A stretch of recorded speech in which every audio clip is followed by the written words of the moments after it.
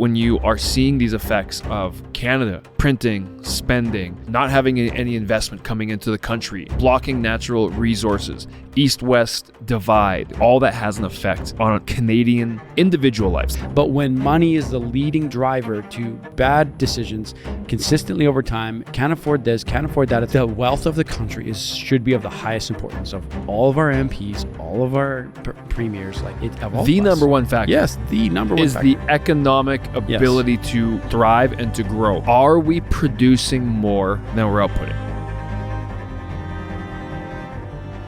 Citizens, welcome back. Happy summer, everybody. Indeed. Yeah, I know both of our skin is slowly getting darker. Looking good on camera. Yeah.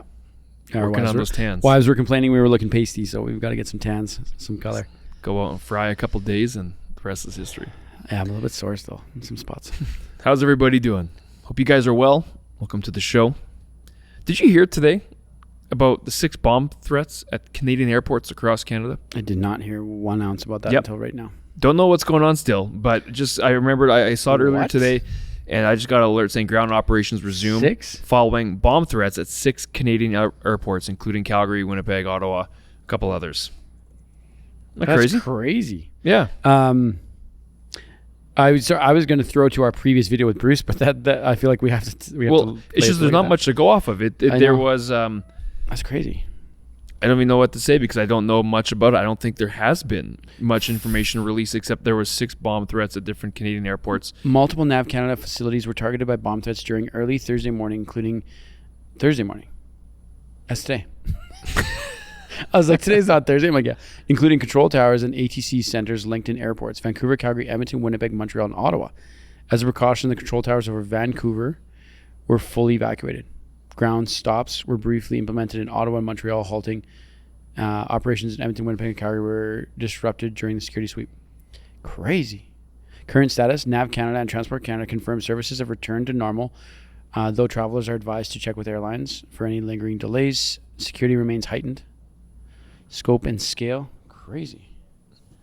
Anyways, not much to go about, but I just thought that was interesting. Yeah, wow. Where do we want to go today? We are in the middle of Calgary Stampede. Yeah, there's a lot. There's actually quite a bit going on. Yeah, but yeah, Calgary Stampede, fake That's Cowboys. happening in our city, wherever you guys are at. I honestly wanted to kind of quickly touch a little bit about our previous episode with Bruce Party. If you guys haven't seen it, watch it.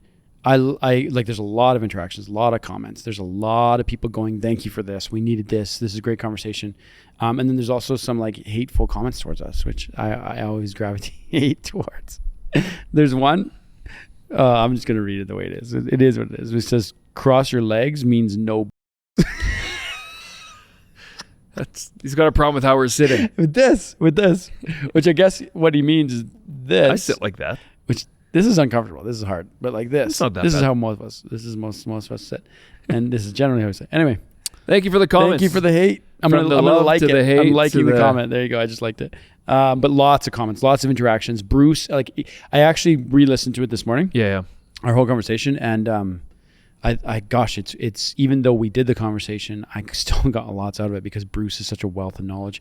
There's so much there, and I like that we actually covered a lot to do with socialism and understanding its role in what parts and how the free market enterprise, and like it's good. It's a good show. Well, the thing I like talking with him about is we can go deeper and you can go beyond. Yeah. You can get to some really philosophical ideas. Yeah. What makes us what has contributed to how we think, what is helping and not helping Canadians move forward. A lot of times we just get surface things and people don't actually ask the question, why do I believe what I believe? Yep. Or do you even know what you believe? And we were talking the fact of, is Canada the Canada you think it is? Yeah. Or have you just been assuming? Have you maybe not been aware? Do we know what's going on? And actually taking a step back to analyze these things. We're talking about loyalties as well, right? To country, to family. There's a lot of great topics we're able to dive into. But just the way that his brain works, it's great to be able to get his thoughts and opinions on it too. So, because you and I asked a lot of questions. Yeah, we did. And we're working through things, just as probably everybody does at some points. But he brings some very great value to it. We need clarity on this, and I think we're going to continue to go down this road of Alberta over coming weeks and experts and people, because this is a very pivotal moment for all of Canada, regardless of if you're from Alberta or not. We need to understand what this means, what the implications are, how it'll affect taxes, healthcare, all sorts of stuff. So it's we're gonna keep going down that road. But did you have a clip on the show? Video. Huh? Did you have a clip that you wanted to show or no? From the video? Yeah. No. I was going through a few comments. Some of them are just so funny. But generally, a lot of people just saying like separate. Like that's the general consensus on the comments. Canada needs change. Canada needs this. My parents, grandparents, and I don't know what I'm about to read, so I'm just gonna be careful. Greats are buried in Ontario. I was born in out east, military family. I served making this, and my family has chosen Alberta long ago for its being our second place to live. I left for a while. Anyway, lots of people coming through. Lots of people coming through. 100% for radical change. We need independence. The interesting thing is, though, is I do feel this conversation is not a national conversation, even though there's a lot of growing movement in Alberta and maybe outside of Alberta. When you have people a lot more in the east maybe aren't as aware, or I think in the business of life, we also need to take time to analyze and say, what is life actually like in the country? Is our country progressing forward? Has it been stalled out, or are we regressing? Yep. Like, what is happening, and what are the actual measurables? Not just opinions and not just emotions, because that, unfortunately, when you get these kind of conversations, you get a lot of people who are just emotional and reactionary, and they like to exaggerate and that kind of stuff. Like, let's actually be factual, use measurables, use data, use our brains, not just be over emotional about it and just, we got our opinions, but can you back that with something that's verifiable? And we're trying to explore that and look at that. Does Alberta have a good deal? Is Canada functioning the way that it should be functioning, as a separation of powers and as a federation that we are, right? For sure. Or confederation that we are. We have to analyze that. And the thing about when a country gets too expensive to live in, there's so much, there's endless implications to that. And when you like, I can't remember all the books that I read these things in. So sorry, I wish I could cite some of these books. But often when poverty increases, everything cascades. It's mental health, it's suicide rates, it's depression, it's an anxiety, it's there's a number for wild. It's wild. Birth rate goes down. Yeah. It decimates the country, like slowly but surely, and it continues to go down that road. And then even when you look at like when our parents were growing up, one income could support the home. And so you like, regardless of what people believe about traditional families styles, I do believe that when one parent stays home, you're going to have a more protected family culture, because you have the values of the mom or father, whoever goes to work, like, who cares which one goes. You have a parent raising the children at home and pouring into the children in those young years. But it's almost impossible nowadays. Like, if not impossible, there is almost no way to afford to live in this country with the food and the cost and this. It's just almost impossible with the way things are. So like it's deep implications. Like, even I was going through our credit card statement yesterday with Tamara, and I was like, Tamara, 3 days ago, and I'm nothing against Tamara, she didn't do anything wrong. I just mean, this is the cost. It's just this. Yep. I was like, 3 days ago, you went to Costco and spent $330 or yesterday. So 2 days apart, you spent $530. I'm like, that's $800 and something. Now, mind you, 150 of that was the membership price.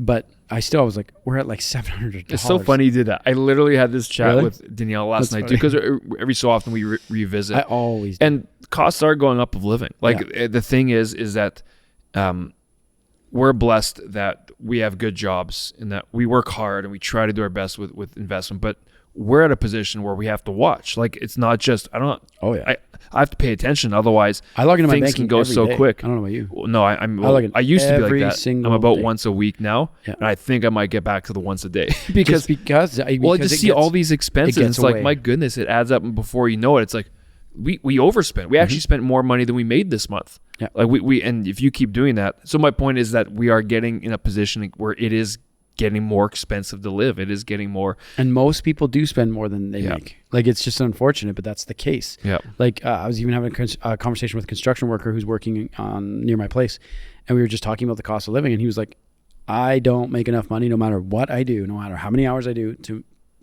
put anything away. Nothing. I can't. And I was just like, this is the reality of so many people. Like, it just sucks. There's an interesting, when you said it a couple minutes ago, you reminded me of a quote out of The Big Short movie. Brad Pitt's character does in it, and he's a former Wall Street hedge fund guy. And he talks about how, you talk about how poverty has a cascading effect on everything. But you can actually, and I looked it up and it's a correct number, but the quote essentially says, if we're right, talking about The Big Short, the big housing crash Brad Pitt in the US. movie? He is, yeah. Small character, but a great I didn't know character. that. If we're right, people lose homes, people lose jobs, like they're shorting the market. Yes. People lose retirement savings, people lose pensions. You know what I hate about banking? He goes, it reduces people to numbers. And here's a number. For every 1% that unemployment goes up, so that's related to your poverty. Yeah. For every 1% unemployment goes up, 40,000 people on average die. That's in the U.S. So is that an accurate quote, or is that just a movie? I looked it up a bit ago. So Canada will be a little bit different, but the point is, and we can look up the exact. But the point is, when you have issues in a country that persists, right? Now, Ronald Reagan said we're only one. What's this quote? We're only one generation from losing democracy, I believe it is. Yeah. Or our freedom. Someone quote me. Write that down in the comments. Gosh, don't you wish brain is not firing. I was gonna say, don't you wish you were like a Bruce Party? Give me an energy drink, the way somebody. that those guys are like, bam, bam. It's amazing. Well, you've been on our defense. We've been dealing with a couple super goofy things the last couple of days, so we're walking through a lot in our brains right now. The point of it, though, is that when you are seeing these effects of Canada printing, spending, not having any investment coming into the country, blocking natural resources, east-west divide, when you have talks of separation, when you have talks of all these different issues, different taxes, like, well, we haven't talked about this yet, but the Liberals just said they're going to repeal the DST, the Digital Services Tax, because we're in trade negotiations, trade talks, trade war with the U.S. right now. And they basically said, President Donald Trump said, my point in saying all that is that all that has an effect on Canadian individual lives. Like, and let's not get lost. Take it down to the micro. Exactly. Level. Let's not get lost in the sweeping statement of Canadians. Yeah. No. I can pay for a meal for my family at a 7-Eleven and actually feed them all with the worst food you can imagine. And it's more affordable than anything else. If I want quality, man, you are paying top dollar. And so, like, even right before I came here, I try not to eat out. I try to prep food at home, but if I don't, then I'll try to go through drive-through and get it small, something protein high, just try to something healthy. And so I was going through Tim Hortons and I was like, what can I get here? Everything there was like just basic. And this might sound not crazy to you, but it's like 11 to like 14 to $15. And now you do that a few times a week, it's huge. But you know what was right across the parking lot from me as I looked over? What's that? It was Little Caesars, $5 pizza. And I was like, I know that's horrible. I used to live off Little me too. Caesars I know pizza. it's horrible for me, but I was like 19. To save $10 right now. Yeah, sounds good. How have they not increased their price of their pizza in like 20, years? I remember being 17 thinking that's a good deal. Well, they actually have though. They actually have, but that's like a deal that they have now because their prices are actually now like 9, 11, and 12. We'll take sponsorship by Little Caesars. But literally across the big window, $5. And I was like, yeah, to save money, I will eat like crap. But like extrapolate that. Oh, you know what I mean? Over like the only way to get to live a healthy, long life is small decisions every day that compound over time, that make healthy choices. Yeah. But when money is the leading driver to bad food, bad decisions consistently over time, can't afford gym memberships, can't afford this, can't afford that. It's like now you have a people who are getting more unhealthy, which means disease increases, which means the weight increases on the social healthcare system, et cetera, et cetera, et cetera. And it just cascades. And so it's like, the wealth of the country should be of the highest importance of all of our MPs, all of our premiers, like it. Of all the of number us. one factor. Yes, the number one is factor. the economic ability to thrive and to grow. Yeah. Are we producing more than we're outputting? One of the comments that I just flew by on the video with Bruce Party there was, how in God's name do we not have enough money with the resources we have available? Yep. Well, I can tell you. Yes. Bad management. Horrible management. Yeah. And also, I'm not also. one, we do believe in taking responsibility. That's why we call the show Citizen, because the citizens have a responsibility. There's a collective. We also have discussed with Party and others about, is our system of governance showing its cracks and showing its weaknesses where democracy is having problems in the sense. Yeah. But again, to quote Conrad Black, he has said, "We get the government we deserve." And this is what's fueling a lot of this divide of Albertans and others are saying. Alberta would say, don't want this, no, we don't. That's and what we're Alberta getting would controlled by a majority of a population that is in a different part of the country that is also slightly culturally different, has got different goals and certain things. So there's a lot of serious issues, and we're not just trying to complain about the cost of things. We like doing a deeper dive because I want to set up my kids, your kids, as you're listening to this, our families, our loved ones. Think of your grandkids. I want them to be able to experience a Canada that is as beautiful as it is from coast to coast, but to be able to live the life and afford to live the life where they actually can go coast to coast. Absolutely. Where they can go to St. John's and they can go to Tofino and we can go to the Arctic and we can explore and enjoy and still be able to live a life that they produce, where they have good food, they have healthy food, where we can go enjoy our time with families. But that's not a realistic thing right now for majority of Canadians because there are a lot of issues that are happening in our country. And it's interesting because you have 4 terms in a row of the same government, and it doesn't analyzing how they are choosing to govern. It's just we got to look at is that becoming the issue, because the idea of, and it doesn't matter what side of the aisle you're on. Both MPs need to. 100%. Everybody needs to look at issues for issues and policy for policy with track record in mind. Yeah. Like even I was watching an MP on the CBC today talk about this, and the CBC guy was like going after her, saying like, "Looks like you've crossed the aisle," and she goes, "There's no aisle crossing. There's good policy and there's bad policy." Yeah. They brought up some great policy, and the Conservatives are going to back it because that's what we want for the people. I'm not going to not back good policy. Like, and I was like, man, that's refreshing. Yeah. Like, that's so cool. A shout out to Rise of Alberta Instagram page. They're posting these for sale. I think I'm not endorsing the sale, but I want one of these. Make Alberta great again. I was like, I saw this hat and I was like, I want one of these hats. I'm going to zoom in on it. I think you guys can. Oh no, I'm not zooming in on it. It didn't work. There you go. All I can see is the white letters. There you go. What's it sitting on? Make Alberta great again in camouflage. Just got that. I just got your joke. That's so funny. Anytime someone wears camouflage, we're always like, what are you standing on? Your pants? We can't see your pants. Where'd your legs go? There you go. It's camo. And I didn't catch that apparently. Anyway, I saw those hats and I was like, we got to get those hats. Your brain's still firing. Make Alberta great again. But yeah, I'm glad you said that, because it's the partisan side, because it's not a partisan issue. Yeah. It's not being partisan for the sake of being partisan. Like, I hate party politics. Yeah, that's not country first, if that's what your opinion is. Yeah, I like good ideas. Totally. Good policy. What is tangibly going to make my life better? Yeah. The guy in the street that I pass on McLeod Trail downtown, what's going to make his life better in terms of opportunity, the ability to be able to grow, being able to work hard and get good results, to buy a home that can actually house your family, right? So at some point, everyone has to analyze, what do I want? What kind of country do I want?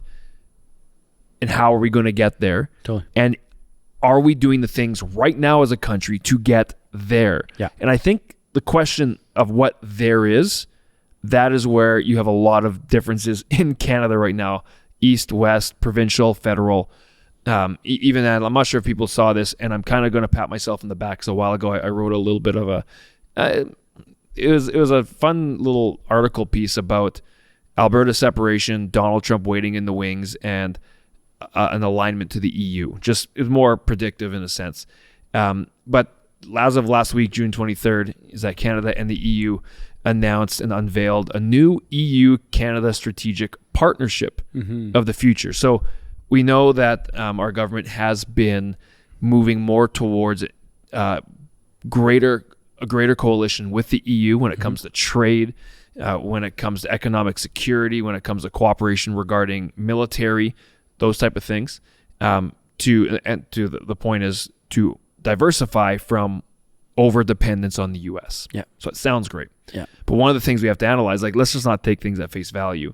You have to ask yourselves, does the EU, their philosophical differences of how they govern, is that something we want? To get closer with and get tighter with? Because there's some things you could argue that the EU actually has an erosion of sovereignty from within each individual country that makes up the EU. Yep. Right? And then you look at the US and Donald Trump, and they're going a very nationalist. We want to make a strong nation. We want to make a strong... So my question for the viewers as you guys are watching, what do you think is a better model? The EU style of model or a nationalist style of model, strong nation? And I'm interested to know your comments and your thoughts and why. Or have you thought about that? Because this is a big thing from top down in terms of how do we govern. That answers a lot of questions of the direction that we do go, because there's a philosophical clash between the two. So, and that's what Alberta's playing with right now. Alberta is anti-EU style of governance. And that's why Bruce so beautifully and articulately put that together.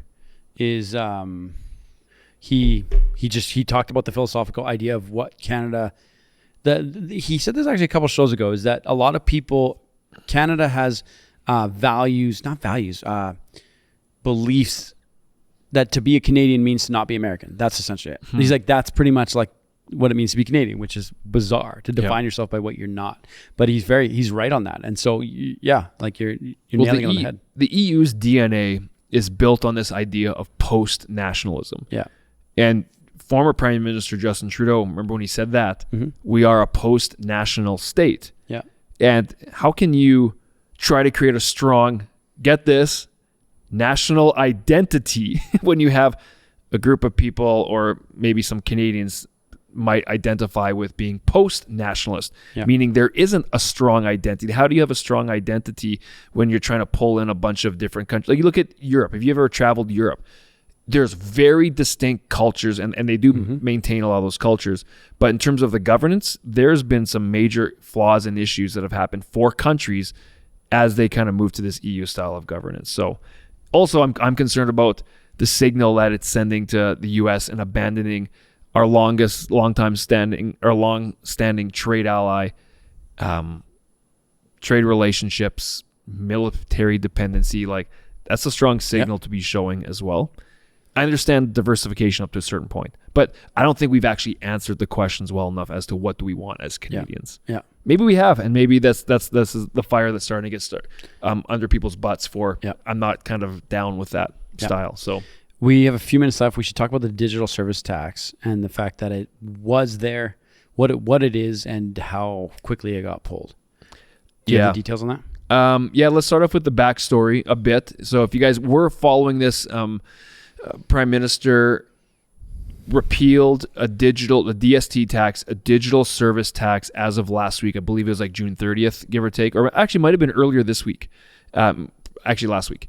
And essentially what it is, it was a 3% tax on basically major tech companies that have some sort of operation digitally into Canada, Amazon, Meta, Google, etc., that they would have to pay 3%, I believe, on revenues.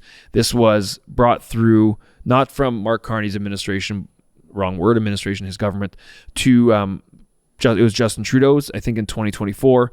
Would have been retroactive to 2022 for payments in terms of the amount of revenues. And the first actual payment was due a couple days ago. Yes, last week. And President Trump, as we know, he has been throwing tariffs around and trying to redo the world trade system, essentially. As each country, they talk about different tariffs. And he said, did you see this tweet?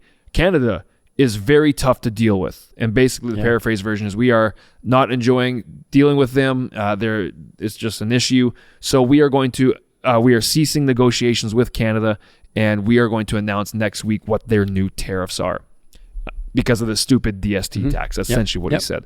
Paulie will throw it up on stage here on the show, on the screen, just to show us what exactly he said. But within, I want to say 24 hours, the Canadian government decided to elbows down it, some people might say, and basically say, okay, we're repealing it, stopping it, so and does that mean it's stopped for the Canadian companies as well? Pardon? Is the DST stopped for Canadian companies as well? Because that was the part that was... is it on? I don't know if it's on Canadian So the companies. DST was for companies that were earning over 20 million, who were earning global earnings outside of Canadian. And also people who were earning it on Canadian. So if Canadians were consuming content and they were earning revenue off that they wanted to claim tax on that. So the DST was to Canadian companies and also to level the playing field for anyone who's outside of it. At least that's how I understand it. So I'm curious, is it lifted for Canadian companies as well? I didn't even, US? we should find out. If you know in the comments, look or let us know in the comments if you know. We need to find out if that is being applied to it. But Donald Trump basically called it an attack on U.S. tech. And so that was an issue. They repealed it, and they're going to be looking for a broader way to make it work. So yes, lifted for both Canadian and foreign companies, not just U.S. tech. I don't know where I'm not trying to be critical at all. Maybe I think it's good. You want to keep good negotiations with Trump. I've always been saying this. We're not in a strong position to negotiate. Yeah, no, obviously, it's tough. The bending of the knee so quickly 100%. shows that. Yeah, It shows. It's a tough position to be in. Whenever you're negotiating from a place of weakness, and someone else knows you're weak, the leverage is against you. Trump, man, is he busy? Like, as in the last minute we got here, look at this. I sent this to you guys. I don't know if you saw it. I'm so curious. What coffee does Trump drink to have the energy he's got? In the past 24 hours, Trump, this is from someone's X, has threatened Elon Musk, Thomas Massey, Japan, a judge in Israel, the CEO at AT&T, Jeremy Powell, Canada, Thomas Tillis, and Forbes reporter, Harvard, and migrants with being eaten by Burmese pythons in the Everglades while releasing a new line of cologne. Releasing a new line of Trump cologne? That's what I mean. I'm like, what? Like, how does he have the energy, man? Like, it just blows my mind. It's the funniest thing ever. Anyway, yeah, what? I thought that was pretty brilliant.